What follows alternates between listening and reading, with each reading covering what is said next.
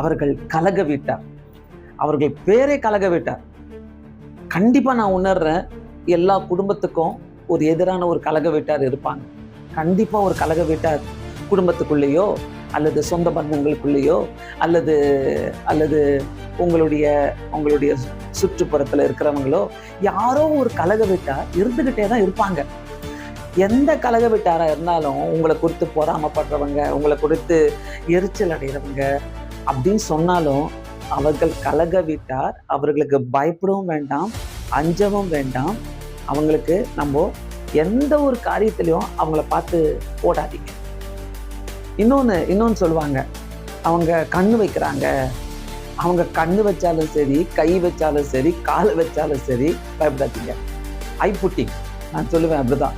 ஐப்புட்டிங் என்ன கண்ணு வைக்கிறாங்கன்னு சொல்லிட்டு. ஸோ இந்த ஐப்புட்டிங்களா இந்த கண்ணு வைக்கிறாங்கனாக்கா கண்ணை வச்சுட்டு போட்டோம் விடுங்க. ஆண்டோடைய கண்ணு நம்ம மேல இருக்குதுனாக்கா நம்ம எதுக்கு பயப்படணும்?